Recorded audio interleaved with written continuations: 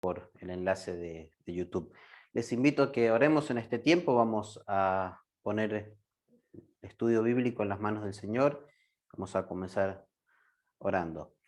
Amado Señor, queremos darte las gracias por este tiempo, gracias por tu palabra, gracias porque nos permites a través de la tecnología estar en contacto, Señor, conectados y poder en este nuevo domingo que nos has dado, Señor, eh, abrir tu palabra, leerla, Señor, y aprender de ella. Danos sabiduría, danos entendimiento para poder no solamente aprenderlo, sino que llevarlo a nuestra práctica diaria. Ponemos este tiempo en tus manos, orando en nombre de Cristo Jesús. Amén. Muy bien, vamos entonces a comenzar en Efesios, capítulo 4, versículo 17. Y vamos a llegar hasta el 32. No vamos a hacer la lectura completa previa, simplemente vamos a ir por los puntos que he preparado. Y bueno, hace 2 domingos atrás habíamos empezado este capítulo hablando de lo que era poner la vida, lo aprendido en los primeros 3 capítulos en práctica. O sea, Pablo en este capítulo comenzó a darle el punto práctico a su carta y ahí empezó hablando de lo que era la unidad del espíritu en cuanto a la relación con los creyentes, y después, el domingo pasado, Daniel expuso en cuanto a la relación del desarrollo de los dones. Ahora, el 17 hasta el 32, bueno, la mayoría, si tienen su versión Reina Valera 1960, van a ver que tiene un pequeño título que es La nueva vida en Cristo. Y yo lo extendí un poco el título, le puse la nueva vida versus la vieja vida, ¿sí? Porque el pasaje va a hablar de una contraposición entre lo que era antes y lo que tiene que ser ahora. Y va a decir en los primeros 3 versículos de este pasaje, dice: esto pues digo y requiero en el Señor que ya no andéis como los otros gentiles que andan en la vanidad de su mente, teniendo el entendimiento entenebrecido, ajenos de la vida de Dios por la ignorancia que en ellos hay, por la dureza de su corazón, los cuales, después que perdieron toda sensibilidad, se entregaron a la lascivia para cometer con avidez toda clase de impurezas. Y esta primer parte, división que yo le hice, le puse este título: una vida diferente a la de los demás incrédulos. Y permítanme, voy a leerlo en otra versión que es Reina Valera contemporánea, y dice: pero esto quiero decirles en el nombre del Señor, y en esto quiero insistir: no vivan ya como la gente sin Dios, que vive de acuerdo a su mente vacía. Cuando comienza el pasaje en en versículo 1, Pablo va a hacer una exposición diciendo: quiero rogarles esto. Sin embargo, en esta parte ya no es una rogativa, ya es una imposición, por decirlo de alguna forma. Él dice: esto es lo que quiero que hagan, y esto lo digo en el nombre del Señor, que ya no estén o que ya no vivan como aquellos que no tienen Dios, ¿sí? Y que dice también que viven de acuerdo a su mente vacía, ¿sí? Eh, Hay algo que siempre me acuerdo que se recalcaba mucho, era que se decía, una frase que decía: mente vacía, oficina del diablo. Y es una realidad. O sea, aquella persona que no tiene su mente conocimiento, es fácil de ser engañada, ser llevada por donde quiera que sea, ¿sí? Hay alguien que dijo una vez que la falta de conocimiento es peligrosa porque te obliga a creer lo que otros te dicen. Y ahí lo que Pablo les está diciendo es: ya no pueden ustedes vivir de esa forma, como gente que no tiene conocimiento, que andan conforme a estas cosas. Y también dice que esta gente tiene el entendimiento oscurecido, ¿sí? En tinieblas. Y que dice que por causa de qué? De una ignorancia, ¿sí? Y también dice que es por la dureza de su corazón. y que dice también que viven lejos de la vida que proviene de Dios. Y por último, en el versículo 19 dice que después que perdieron toda la sensibilidad, se entregaron al libertinaje para cometer con avidez toda clase de impurezas. Y esto pareciera que lo escribieron hace unos meses atrás. Sin embargo, tiene mucho tiempo de escrito, casi 2000 años, y el pasaje parece actual. Porque hoy muchas de las cosas que está describiendo ahí, hoy la gente lo vive con toda la libertad del mundo. Hasta las leyes los amparan.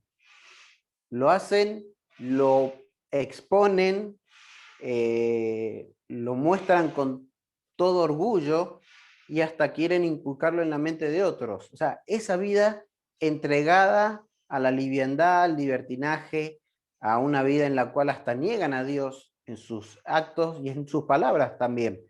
Y Pablo les va a decir, estas cosas no pueden ser parte del creyente, tiene que ser una vida diferente, una vida en la cual la mente no puede estar vacía, tiene que haber conocimiento de Dios, el entendimiento tiene que estar iluminado, ¿sí? Y no podemos estar alejados de Dios, tenemos que estar en relación con Dios. ¿Para qué? Para tener un corazón sensible, ¿sí?, a su palabra y no vivir en disolución, sino vivir en control, bajo el control de Dios. Ahora, es importante también ver que en el versículo 20 va a decir lo siguiente: mas ustedes no aprendieron así de Cristo. Y acá va a tocar otro tema, y es el tener una vida conforme al ejemplo y a la enseñanza de Cristo. Y digo el ejemplo y la enseñanza porque el Señor siempre enseñó primero con el ejemplo y luego con las palabras. Una escena para afirmar esto es cuando está en el Evangelio de Juan, que habla sobre la última cena, y el Señor estaba allí con sus discípulos en el aposento alto, y ya estando todos cenando, él se levantó, se quitó parte de su vestimenta, se colocó una toalla en la cintura, tomó un recipiente, puso agua en él y empezó a lavar los pies de sus discípulos. Y después que terminó de lavarle los pies a todos, dejó las cosas, volvió a colocarse lo que se había quitado de su vestimenta, se sentó a la mesa y les dijo, ustedes vieron lo que he hecho, ustedes tienen que hacer lo mismo. O sea, la enseñanza de Cristo siempre era primero con el ejemplo. Entonces, el versículo 20 va a decir, mas ustedes no han aprendido así de Cristo. Y hace una aclaración, si en verdad le habéis oído y habéis sido enseñados conforme a la verdad que está en Jesús.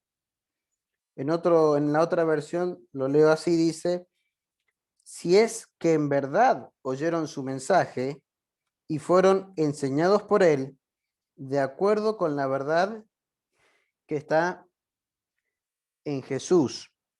Ahora, esto es importante porque muchas veces hay personas que dicen ser cristianas, pero la realidad es que no han aprendido del Señor. No han escuchado su palabra, no han aprendido su mensaje. Y acá está haciendo énfasis en algo. Pablo había fundado la iglesia, había discipulado personas en ese lugar, habían trabajado él y sus colaboradores en aquella ciudad durante un buen tiempo.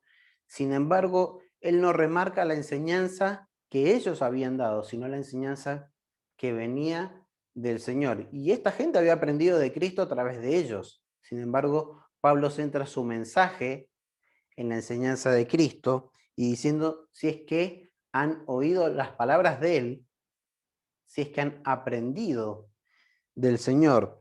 Y, ¿saben?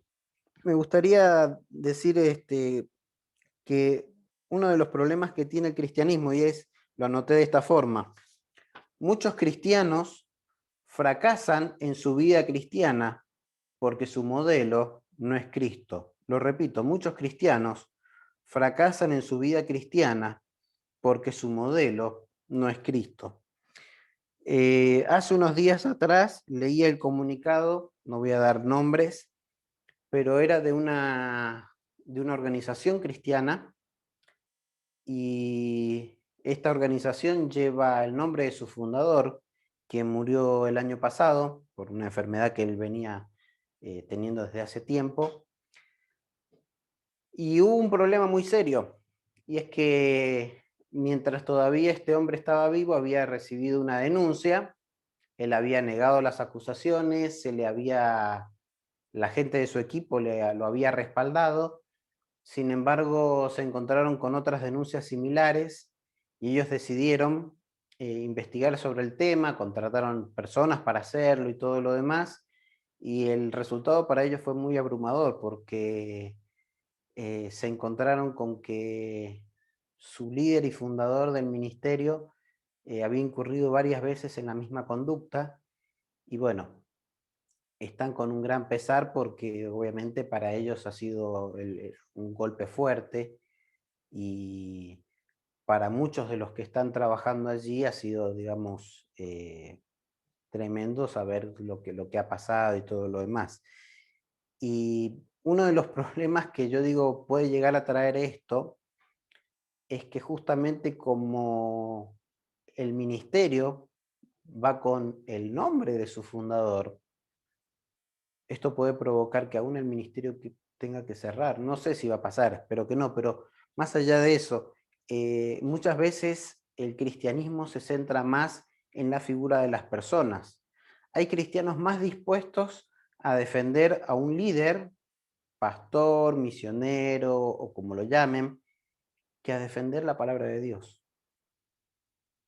Y muchas veces viven más por las palabras de un líder o de una persona, de alguien que les ha enseñado, que por la misma palabra. Son más discípulos de esta persona que de Cristo, y eso hace que en su vida tropiecen y muchas veces caigan. Muchas iglesias tristemente se han cerrado porque sus líderes han caído, porque la gente estaba centrada en lo que la persona vivía, y la caída de esta persona, sea por diferentes razones, ha sido el golpe tan fuerte que esta gente se terminó yendo. O sea, no quedó ni el que pedía plata en la entrada, digamos. Entonces, es importante, por eso Pablo dice, de ser discípulos de Cristo. Aquí dice, si han oído sus palabras y han aprendido de él, ¿sí? Entonces, esto es importante. Y también otra de las cosas es que yo siempre digo, una cosa es tener la capacidad de aprender y la inteligencia de aprender cosas nuevas, pero otra cosa es ser enseñable. Porque hay muchas personas que son muy hábiles para aprender, siempre están aprendiendo cosas nuevas, y uno se asombra de decir, mira, no, se preparó en esto y ahora lo maneja bien, aprendió aquello y lo maneja bien. Pero una persona, un cristiano, puede de pronto desarrollar un conocimiento amplio y un aprendizaje grande sobre cuestiones de vida cristiana, de teología, de muchos temas. Sin embargo, eso no significa que sea una persona enseñable, porque muchas veces es conocimiento que queda en la mente, pero que no se desarrolla. Y muchas veces nos cuesta dejar que la palabra nos enseñe. Y es importante esto, ser enseñable. Por eso Pablo va a decir, si es que en verdad oyeron su mensaje y fueron enseñados por él. Y dice algo que es importante, de acuerdo con la verdad que está en Jesús. Y esto es importante porque Jesús mismo dijo que él era el camino y la verdad y la vida. Y acá está diciendo que esto tiene que ser de acuerdo con esa verdad, que es la que procede de él. Y por último, el 21 dice, si es que, perdón, hasta ahí está el 21, me estaba pasando por otro tema. Ahora, entonces, por un lado, tener una vida diferente a la de los incrédulos; en segundo lugar, una vida conforme al ejemplo y a la enseñanza de Cristo; en tercer lugar, y Pablo va a hacer énfasis en esto, es llevar adelante un cambio de vestimenta. Fíjense lo que dice el versículo 22, en cuanto a la pasada manera de vivir, despojaos del viejo hombre que está viciado conforme a los deseos engañosos, y renovaos en el espíritu de vuestra mente, y vestíos del nuevo hombre creado según Dios en la justicia y la santidad de la verdad. Lo leo en otra versión, dice, si es que en verdad, perdón, en cuanto a su pasada manera de vivir, despójense de su vieja naturaleza, la cual está corrompida por los deseos engañosos. Hace muchos años atrás trabajaba en una empresa ahí por Los Corralitos, ¿sí? Cerca de donde hizo su casamiento justamente que hoy recordamos, Alan y Florencia. Y allí en esa empresa yo tenía dos tipos de uniforme, uno color blanco y otro color beige.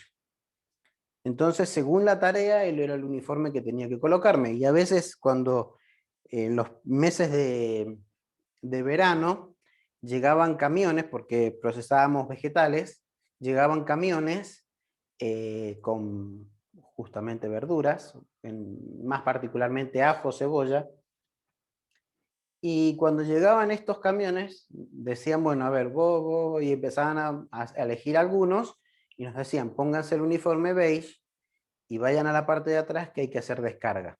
Entonces nos poníamos ese uniforme, el color beige, íbamos al lugar donde nos indicaban, nos poníamos los demás implementos que necesitábamos y comenzábamos a descargar.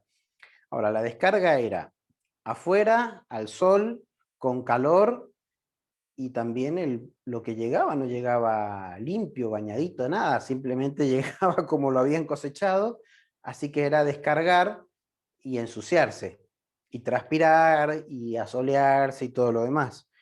Cuando terminábamos de descargar todo, ¿sí? A veces llegaban dos camiones, o bueno, eso dependía del día, nos decían, bueno, ok, ahora vayan y pónganse el uniforme blanco y vayan entren al galpón.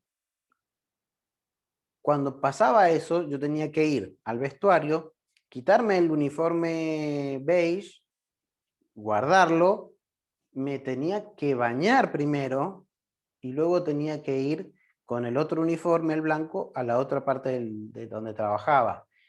Y eso es el ejemplo que está diciendo acá Pablo. O sea, tenemos que quitarnos la vieja vestimenta. ¿Por qué? ¿Por qué me tenía que cambiar? Bueno, primero porque en ese lugar se requería uniforme blanco por un tema de evitar, o sea, más bien para saber si la ropa no estaba sucia, ¿sí?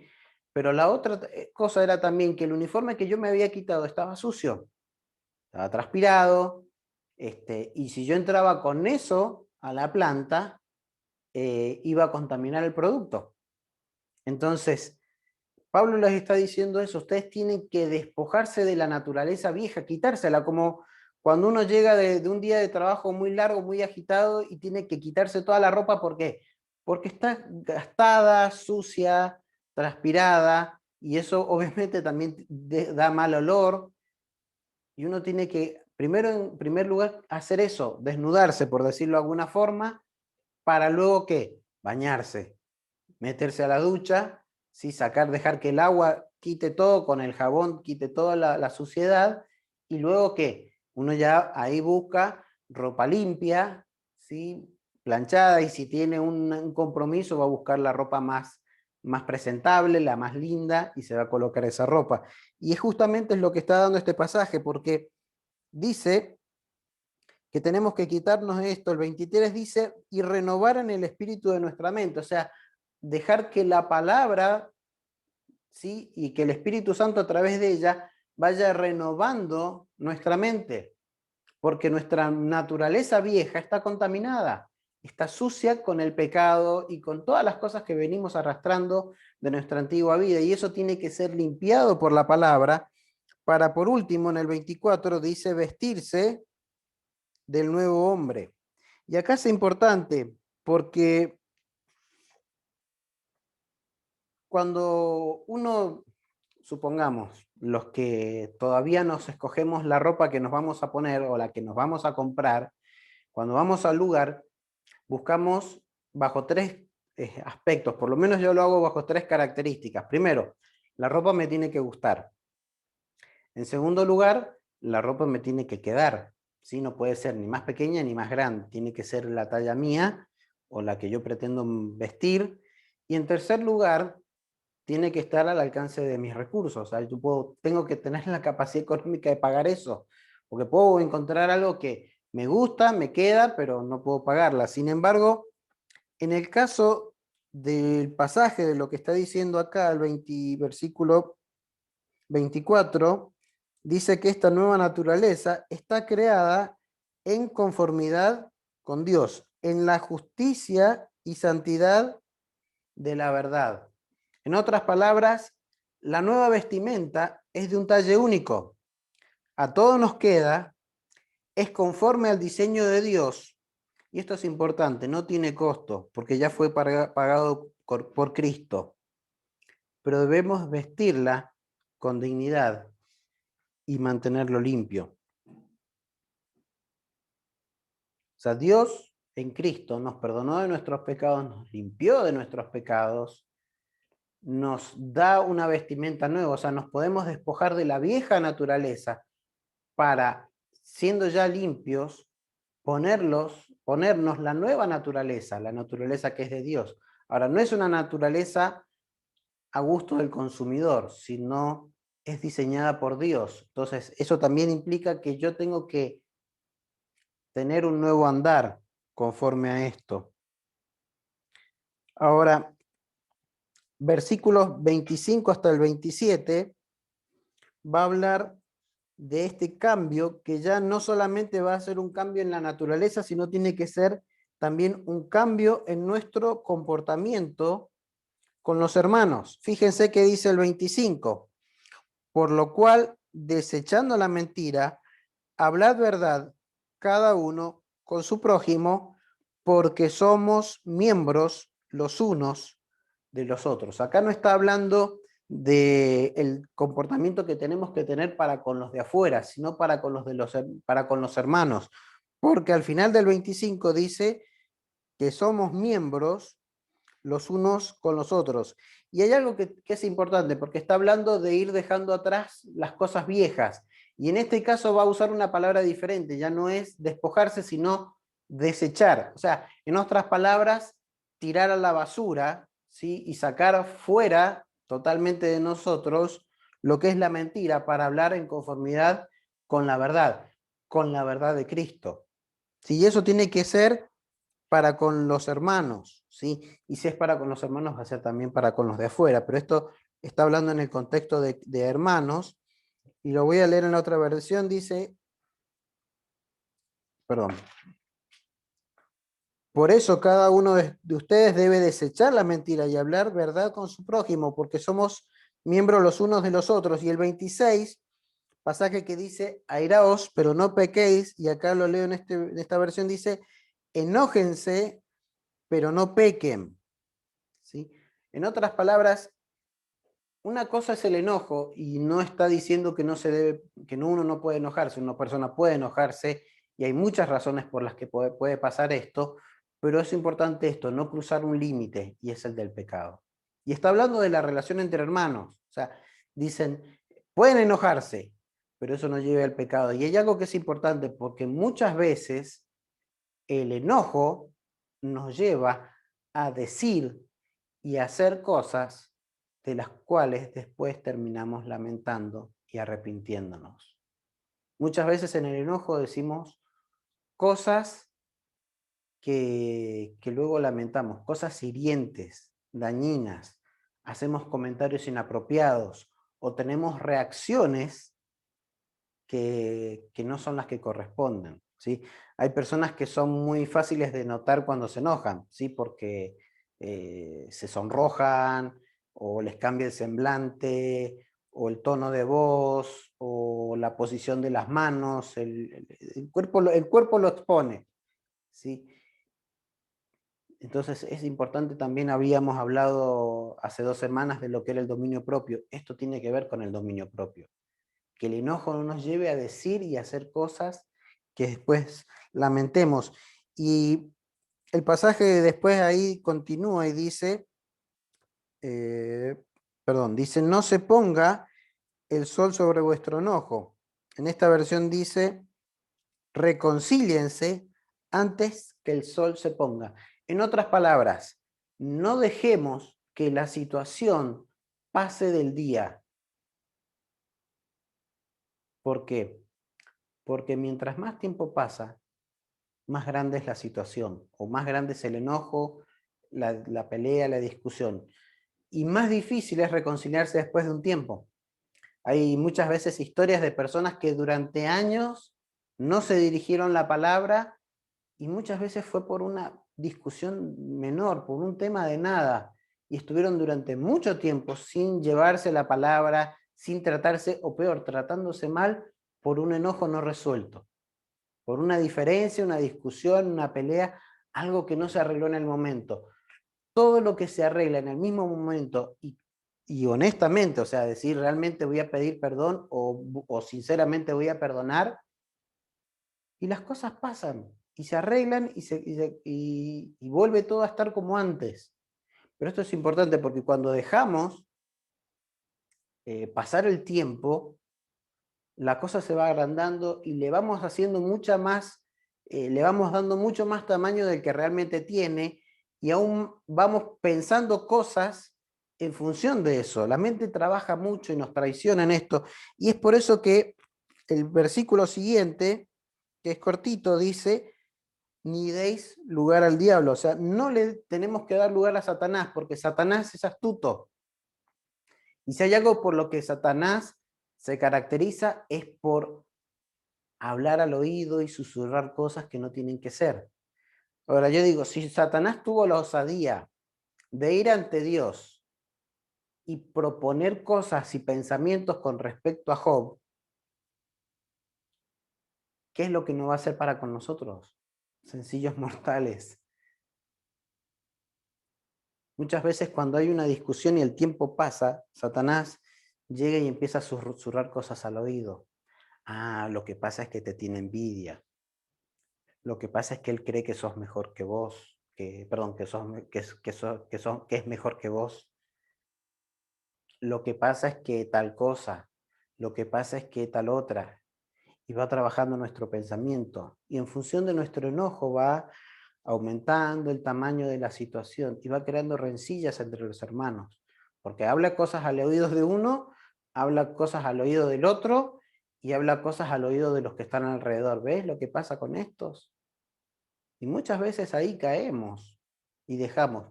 Si nosotros reconciliamos el tema con nuestro hermano en lo inmediato, en lo breve, y no dejamos que Satanás hurgue en nuestra mente, vamos a resolver el problema y no va a haber una comunión rota con nuestro hermano. Entonces, es importante que el comportamiento para cómo nos llevamos con nuestros hermanos también cambie. O sea, tiene que haber un cambio en nuestra vida. No podemos proceder como lo hace el mundo.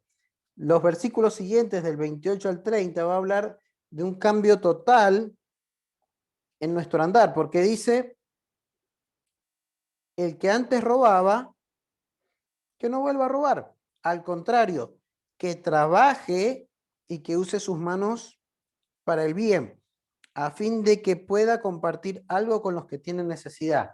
O sea, acá está diciendo específicamente el que robaba, pero si nuestra conducta, nuestra vida antes de Cristo era hasta, vamos a decirlo así, contraria a lo que la misma ley dice, y me estoy refiriendo a la ley humana, tiene que haber un cambio.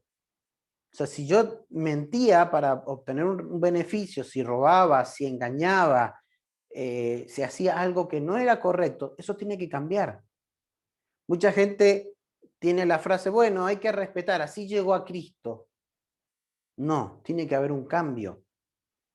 ¿Sí? Si yo hacía algo que estaba mal, tiene que haber un cambio. Y es en todos los aspectos, o sea, si es en lo laboral. Acá está hablando de algo que tiene que ver específicamente con hacerse de lo que no es propio. ¿Sí? Pero también dice algo más, en el 29 dice, no pronuncien ninguna palabra corrompida, o como en este pasaje lo tengo escrito, dice obscena, sino aquellas que contribuyan a la necesaria edificación, y que sea de bendición para los oyentes. O sea, no solamente tiene que haber un cambio en mi proceder, sino también en mis palabras, ¿sí? Tristemente hoy es casi común, no voy a decir normal porque no es normal, pero es muy común, escuchar a creyentes hablar con malas palabras. Malas palabras en cuanto a la palabra misma, o sea, es decir, malas palabras, y no estoy hablando de que se pateó la punta de la cama con el dedo pequeño, sino estoy hablando de que en lo cotidiano usan malas palabras, usan malos términos. No solamente acá está hablando de palabras corrompidas en cuanto a eso, sino también está hablando de palabras que tienen un fin que no es edificante, o sea, palabras denigrantes. Muchas veces hay cristianos que cuando están en disconformidad con alguien, actúan y proceden rebajándolo. Ah, es que vos sos tal cosa. Ah, es que vos sos tal otra. Y tiene que ver a veces hasta con el pensamiento. O sea, yo tristemente en el ministerio muchas veces me he encontrado con hermanos que ante una disconformidad, lo primero que hacen es, lo que pasa es que vos sos esto, aquello, lo otro. Y lo dicen justamente para reducir. Y uno dice, hermano, ¿cómo es posible que puedas usar esas palabras, esos términos, para con un hermano tuyo? Y son palabras corrompidas, son palabras dañinas, son palabras que no tienen el fin de edificar a nadie. Y hace la contraposición, sino que uno debe hablar aquellas palabras que sean para la edificación del cuerpo de Cristo, para la edificación de los creyentes. Deben ser palabras que sean de bendición para las personas, ¿sí? Qué fácil nos resulta hablar mal de nuestro hermano y hablar mal a nuestro hermano.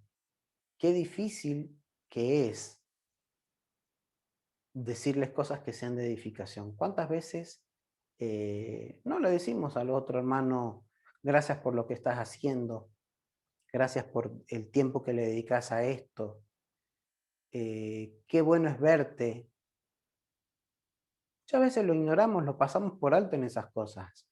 Pero que el hermano se equivoque, ahí somos los primeros en hacer un comentario al respecto, ¿sí? Y finalmente en el 30 va a decir, no entristezcan al Espíritu Santo de Dios, con el cual fueron sellados para el día de la redención. Y acá el concepto de entristecer al Espíritu Santo hace referencia a que cuando estamos lejos de Dios y en pecado, obligamos al Espíritu Santo a cohabitar con nuestro pecado. Y hace una aclaración, que el Espíritu Santo, con el Espíritu Santo fuimos sellados. Y quiero marcar esto. El concepto del que usa Pablo cuando habla de sello es muy diferente al que nosotros entendemos hoy por sello. Para hoy nosotros el sello es simplemente un pequeño objeto de madera o de plástico, tiene unas palabras grabadas, ¿sí? Se lo pasa por tinta o bueno, sí es tinta, y se lo coloca en un papel. En aquel tiempo el sello no era algo tan común, no ibas a un negocio y pedías que te hicieran un sello, le decías que diga tal cosa y el tipo te lo hace. El sello era propio de una persona de un estatus social alto, de un rey, de un príncipe, de alguien de la nobleza, de alguien que estaba en una posición social alta. Y era algo específico, porque el sello no solamente que era algo específico, o sea, especial de algunas personas, sino que también era especial en su diseño, o sea, era único, el sello era único para cada persona, ¿sí? Muchas veces era un objeto de cierto tamaño, o muchas veces era el anillo mismo de esta persona, y tenía un grabado único, era distintivo de él. Y ese sello se colocaba con algún tipo de líquido como una parafina o como cera, o podía ser lacra, laca, ¿sí? Y eso se colocaba en un documento, se lo colocaba el sello y eso tenía un valor fuerte, ¿sí? No era solamente una marquita en tinta, en un papel. Entonces, eso también implicaba un compromiso, ¿sí? La palabra también dice que el Espíritu Santo es la garantía de nuestra salvación, y eso es lo que está diciendo acá. O sea, fuimos sellados con el Espíritu Santo. El Espíritu Santo es una garantía puesta en nuestra vida y es algo permanente. O sea, Dios, desde el día en que nosotros confesamos nuestros pecados y creímos en Cristo para salvación, Dios nos selló con su Espíritu, nos puso su marca en nosotros y su Espíritu habita en nosotros. Pero si yo me alejo de Dios y comienzo a vivir de nuevo en la vieja vida, estoy obligando a Dios, a su Espíritu, a estar habitando. Es como tener la casa desordenada, sucia y con gente que obviamente hace cosas malas, y tenerlo a Dios de invitado en una pieza, y esa pieza también está desordenada, ¿sí? Dios no debe estar en esa situación. O sea, Dios quiere habitar en nosotros, y que ese habitar en nuestra vida haga un cambio. Y vamos a ir a los últimos versículos, y aquí el título es que debe haber, vuelvo al principio, un cambio en nuestra vestimenta, un cambio en nuestro comportamiento con los hermanos, un cambio en todo nuestro andar. Y en estos últimos dos versículos es un cambio en todo nuestro proceder, porque va a decir el 31, quítense de vosotros toda amargura, enojo, ira, gritería y maledicencia y toda malicia, ¿sí? En otras palabras, debemos quitar de nosotros un montón de cosas, ¿sí? Ya habíamos hecho referencia en algunos versículos anteriores, pero acá dice, por ejemplo, la amargura. Y la amargura justamente son rencillas o rencores viejos, ¿sí? Cuando dejamos que una situación pasada se quede en nosotros, con el tiempo se va volviendo algo amargo, ¿sí? Es como, no sé, bueno, a mí me aprendí durante el tiempo en Bolivia a hacer limonada. Entonces yo cortaba el limón, lo ponía en la licuadora, obviamente lo licuaba por unos segundos y luego después lo colaba y lo aumentaba con agua fría.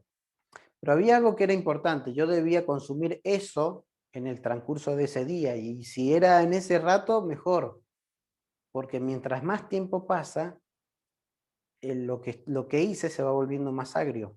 Y si yo lo dejo por un día, al otro día ya tiene un sabor bastante desagradable. Y si lo dejo por más tiempo, es intomable. Y así funciona la amargura. Mientras más tiempo mantengo el malestar, el enojo o la situación, más amargo es en mi vida. Y muchas veces he escuchado personas, y me ha pasado incluso a mí, de que uno guardó algo por mucho tiempo y cuando llegó el momento de exponerlo, sale toda esa amargura y sabe feo. Deja un desagradable, no literalmente, pero deja un desagradable sabor de boca. El enojo ya lo habíamos mencionado, la ira, ¿sí? O sea, tenemos que tener nuestras emociones bajo control, la gritería, y fíjense que todo va dentro del mismo círculo, porque dice la gritería y maledicencia y toda malicia. O sea, llega que en un momento en el que la persona, el enojo se vuelve, ya no es enojo, es ira, y después ya empiezan los gritos o el subir la voz y el empezar a decir muchas cosas, y de pronto pasa a hablar, y como acá dice, con maldiciones, o sea, hablar mal de otra persona, y finalmente habla de toda malicia. O sea, que aún puede irse de lo verbal a lo físico. Y el 32 dice todo lo contrario, dice: antes, sed benignos unos con otros, misericordiosos, perdonándoos unos a otros, como Dios también os perdonó a vosotros en Cristo. En la otra versión dice, en vez de eso sean bondadosos y misericordiosos, y perdónense unos a otros, así como también Dios los perdonó a ustedes en Cristo. O sea, nuestra actitud tiene que ser totalmente la opuesta por el ejemplo que Dios nos dio. Porque Dios tenía todas las razones para castigarnos, tenía todas las razones para no darnos nada bueno, sin embargo Él lo hizo. Y en ese ejemplo es el que nosotros tenemos que proceder para con nuestros hermanos. ¿Sí? Tenemos que reproducir lo que Cristo hizo en nuestra vida, en las vidas de otros. ¿Sí? Y me gustaría que, solamente para que lo tengan en cuenta y lo lean después, Colosenses capítulo 3. Si no lo vamos a leer porque es largo el pasaje, pero para que lo lean, porque yo diría que este es el pasaje paralelo, desde el 1 hasta el 17, hace la referencia a las mismas cosas, ¿sí? Y solamente quiero dejar, con respecto a esto, a lo que hemos hablado, el versículo 5, que dice, haced morir, pues, lo terrenal en vosotros. ¿Sí? Hagan morir las cosas terrenales, aquellas cosas, y hace una lista: fornicación, impureza, pasiones desordenadas, malos deseos y avaricia, ¿sí?